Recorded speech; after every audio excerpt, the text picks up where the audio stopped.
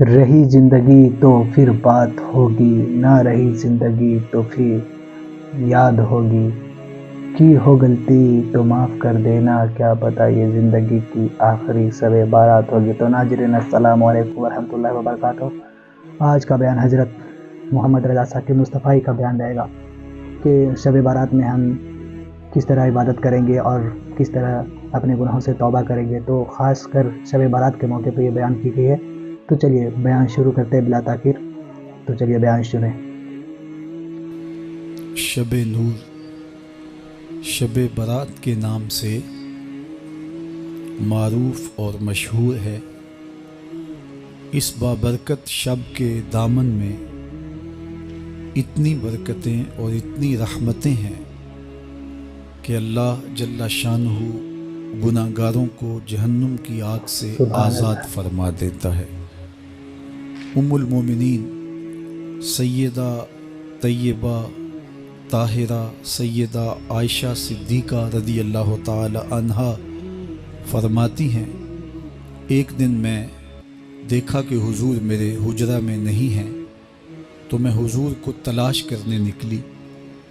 جنت البقیع میں آسمان کی طرف سر اٹھائے حضور اللہ سے التجائیں کر رہے تھے۔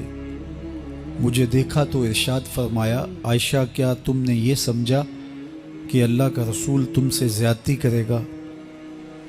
فرماتی ہیں میں نے عرض کی، یا رسول اللہ صلی اللہ علیہ وسلم، میں یہ سمجھا شاید آپ کسی زوجائے محترمہ کے حجرہ میں تشریف لے گئے ہیں۔ فرمایا آج لیلۃ النصف من شعبان کی 15ویں رات ہے، درمیانی شب ہے۔ اس رات کو اللہ تعالی جل شانہ آسمان دنیا پہ نزول اجلال فرماتا ہے اور قبیلہ بنو کلب کی بکریوں کے بالوں سے زیادہ لوگوں کو جہنم کی آگ سے آزاد کر دیتا ہے۔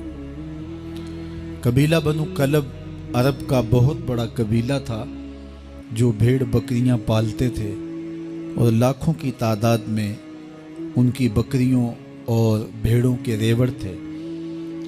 تو اس قبیلے کی بکریوں کے بالوں سے بھی زیادہ گناہ گاروں کو جہنم کی آگ سے آزاد کر دیا جاتا ہے۔ تو یہ وہ بابرکت شب رحمت ہے، شب نور ہے، جس کے دامن میں اتنی برکتیں ہیں کہ کوئی محروم نہیں رہتا۔ صرف وہ بد نصیب لوگ جو شرک میں مبتلا ہیں، جو سخت کینہ پرور ہیں، جو قطع رحمی کرتے ہیں، قاتل ہیں، عادی شرابی یا بدکار ہیں، انہیں اس مبارک رات میں محروم رکھا جاتا ہے، ورنہ اللہ کی رحمتوں کا عموم اس بابرکت راتوں میں اس قدر ہوتا ہے کہ کوئی گناہ گار جو اس کے حضور ہاتھ دعا کے لیے اٹھاتا ہے اور اپنا دامن پھیلا کے اس کی رحمتیں مانگتا ہے، اسے محروم نہیں رکھا جاتا، بلکہ اللہ سب گناہ گاروں کو جہنم کی آگ سے آزاد کر دیتا ہے۔ ایک روایت میں آتا ہے کہ اللہ لیلۃ النصف من شعبان کی 15ویں رات کو آسمان دنیا پہ اپنی رحمتوں سے جلوہ گر ہوتا ہے اور فرماتا ہے کوئی رزق مانگنے والا، میں اس کی جھولیاں بھر دوں، ہے کوئی مغفرت طلب کرنے والا، میں اس کے گناہ معاف کر دوں، ہے کوئی مجھ سے عافیت مانگنے والا، میں اس کو عافیتوں سے نواز دوں، ہے کوئی فلاں چیز مانگنے والا، ہے کوئی فلاں چیز مانگنے والا۔ اس کی رحمتیں آواز دیتی ہیں اور یہ آواز غروب آفتاب سے لے کر کے طلوع فجر تک مسلسل بندوں کو دی جاتی ہے، اور بندے اس کے حضور اگر دست طلب دراز کریں، اپنی جھولی پھیلائیں، تو اللہ تعالیٰ ان کو ان کے مانگنے سے بھی زیادہ عطا فرماتا ہے۔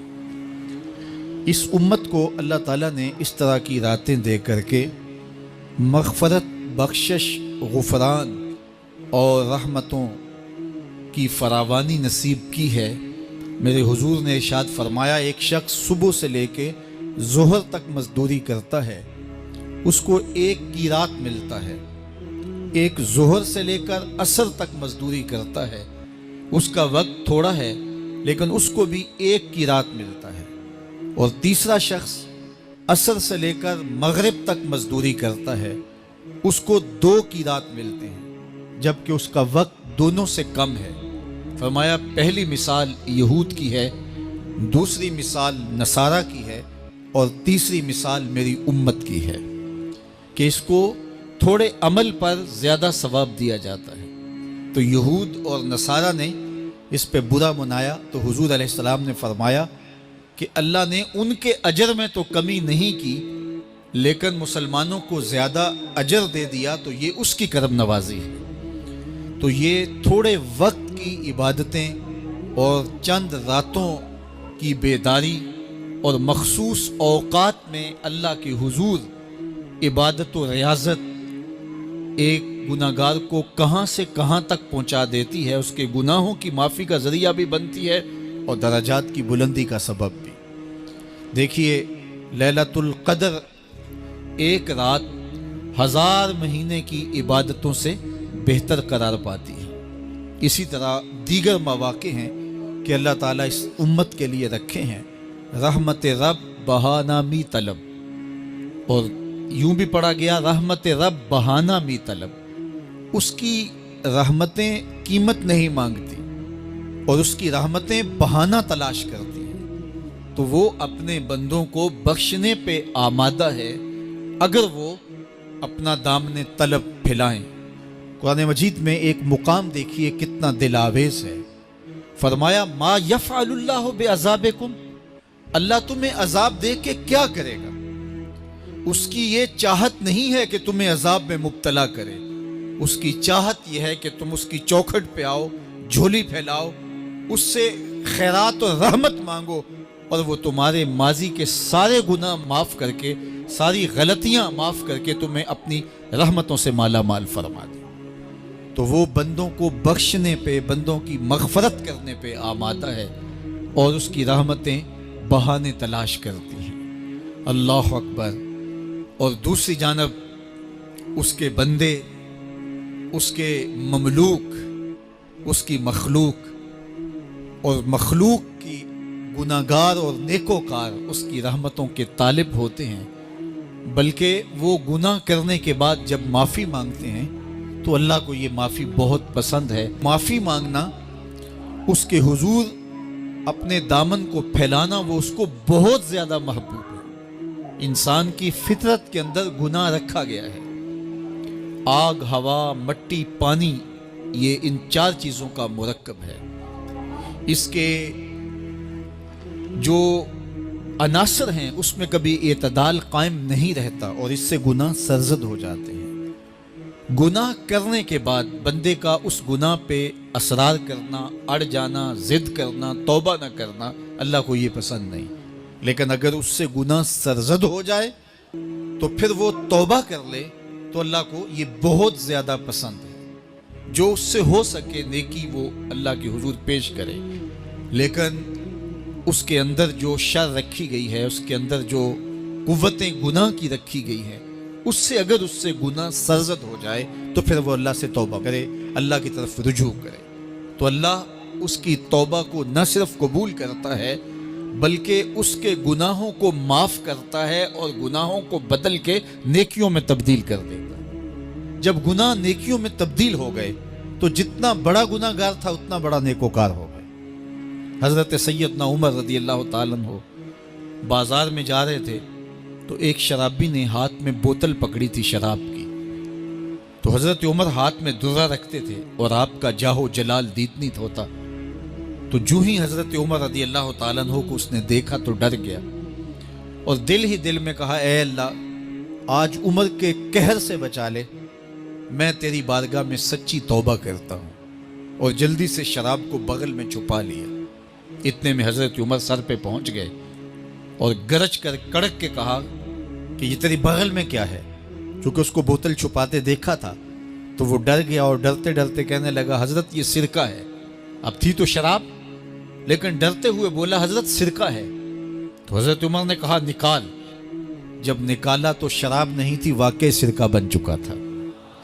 تو جب اللہ کے حضور کوئی توبہ کرتا ہے، اللہ اس کے گناہوں کو بدل کے نیکیوں میں تبدیل کر دیتا ہے. حدیث پاک میں آتا ہے کہ قیامت کے دن اللہ ایک شخص کو کہے گا کہ اپنا نامہ اعمال پڑھ. تو وہ نامہ اعمال پڑھنے لگ جائے گا.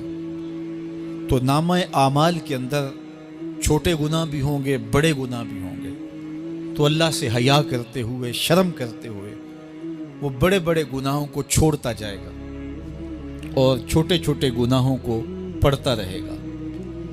جب وہ سارے گناہ پڑھ چکے گا اور کتاب ختم ہوگی تو اللہ تعالیٰ اسے فرمائے گا میرے بندے، تو نے یہ جتنے گناہ پڑھے ہیں میں نے سب کو بدل کے نیکیوں میں تبدیل کر دیا. تو بندہ کہے گا اللہ ابھی تو میرے بڑے بڑے گناہ رہتے ہیں جو میں نے پڑھے ہی نہیں. فَضَحِكَ النَّبِيُّ حَتَّى بَدَتْ أَنْيَابُهُ. حضور جب یہ بیان فرما رہے تھے تو حضور اتنا مسکرائے کہ صحابہ نے حضور کی داڑھیں دیکھ لی. تو پہلے وہ بڑے بڑے گناہ چھوڑے جا رہا تھا، لیکن جب اللہ فرمائے گا کہ میں تیرے گناہوں کو بدل کے نیکیوں میں تبدیل کر دیا تو وہ کہے گا ابھی تو بڑے بڑے گناہ رہتے جو میں نے ابھی پڑھے ہی نہیں. تو جب کوئی بندہ اس کے حضور توبہ کرتا ہے، اللہ یہ نہیں دیکھتا اس نے گناہ کتنے کیے ہیں، یہ دیکھتا ہے بندہ آیا میری چوکھٹ پہ ہے تو اللہ اس کے پچھلے سارے گناہ معاف فرما دیتا ہے. اللہ اکبر. میرے اور آپ کے آقا و مولا نے اللہ کے حضور توبہ کرنے اور اس پر اللہ کی خوشی اور اللہ کی خوشنودی کا ذکر کرتے ہوئے ایک مثال بیان فرمائی کہ ایک شخص صحرا میں سفر کر رہا تھا تو وہ ایک درخت کے نیچے دوپہر کاٹنے کے لیے، سستانے کے لیے رک گیا اور درخت کے ساتھ اپنے اونٹ کو باندھ دیا اور خود لیٹ گیا تاکہ دوپہر کاٹ لوں. تھوڑی دیر کے بعد جب اس کی آنکھ کھلی تو اس نے کیا دیکھا کہ اونٹ ماں ساز و سامان کے ساتھ غائب ہے. اب صحرا میں اونٹ کا گم ہو جانا گویا زندگی چلے جانے کے مترادف ہے. تو اس نے دائیں بائیں بھاگ دوڑ کے دیکھا کہ کہیں اونٹ کا نشان مل جائے، لیکن اونٹ کا نشان نہیں ملا. تا حد نظر کوئی انسانی آبادی نہیں. وہ بھاگا اور تھک ہار کے دوبارہ اسی درخت کے نیچے بیٹھ گیا اور پیاس سے ہلکان ہوا جا رہا تھا اور درخت کے ساتھ ٹیک لگا کے لیٹ گیا اور موت کا انتظار کرنے لگا. جن لوگوں نے صحرا کا سفر کیا ہے ان کو اس بات کا اندازہ ہوگا کہ کئی 100 میل تک انسانی آبادی ہی نہیں. اب نہ کچھ کھانے کے لیے بچا، نہ کچھ پینے کے لیے بچا. اونٹ بھی غائب ہو گیا، توشا بھی ساتھ ہی چلا گیا. تو اب ظاہر ہے سیدھی موت ہی نظر آ رہی ہے. تو وہ اس درخت کے ساتھ ٹیک لگا کے بیٹھ جاتا ہے اور موت کا منتظر ہوتا ہے. تھوڑی دیر کے بعد پھر اس کی دوبارہ آنکھ لگ جاتی ہے. جب دوبارہ آنکھ لگتی ہے تو تھوڑی دیر بعد پھر آنکھ کھلتی ہے. جب دوبارہ آنکھ کھلتی ہے تو دیکھتا ہے کہ اونٹ جو گما تھا ماں ساز و سامان کے اس کے پاس کھڑا ہے. تو صحرا میں اس حالت میں اونٹ کا مل جانا زندگی مل جانے کے مترادف ہے. تو وہ اتنا خوش ہوا کہ خوشی کی انتہا نہ رہی، بلکہ مسرتوں کے ہجوم میں درک گیا اور کہنے کیا لگا اللہم انت عبدی وانا ربک. اے اللہ تو میرا بندہ اور میں تیرا رب. کہنا تو یہ تھا کہ تو میرا رب اور میں تیرا بندہ، لیکن مسرتوں کا ہجوم ہی اتنا تھا، خوشیوں کا ہجوم ہی اتنا تھا کہ زبان پہ قابو نہ رہا.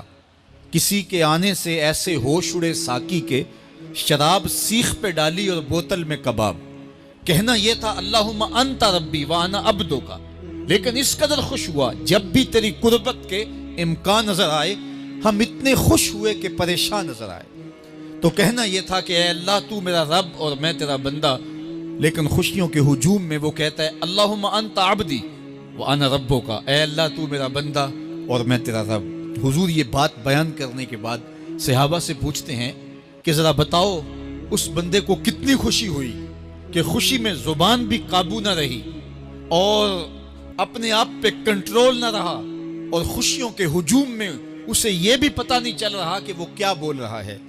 تو صحابہ نے عرض کی حضور بہت زیادہ اسے خوشی ہوئی. تو میرے حضور نے یہ بات کرنے کے بعد ارشاد فرمایا جس طرح اس کو گما ہوا اونٹ ملا اور اس کی خوشی کی انتہا نہ رہی، تو فرمایا جب کوئی شخص توبہ کرتا ہے اور اللہ کی حضور پلٹ کے آتا ہے، گناہوں سے معافی مانگ کے اس کی دہلیز پہ آتا ہے، میرے حضور نے فرمایا اللہ اس سے بھی زیادہ خوش ہوتا ہے کہ میرا بندہ میری چوکھٹ پہ آ گیا۔ تو وہ یہ چاہتا نہیں کہ اپنے بندوں کو عذاب دوں، وہ خود آگ میں چھلانگے لگائے تو اس کی مرضی، اگر گناہ سرزد بھی ہو گیا ہے تو کوئی بات نہیں، معافی مانگ لی جائے۔ ویڈیو اچھی لگے تو ہمارے ویڈیو کو لائک کریں اور ہمارے چینل کو سبسکرائب کریں۔ شکریہ۔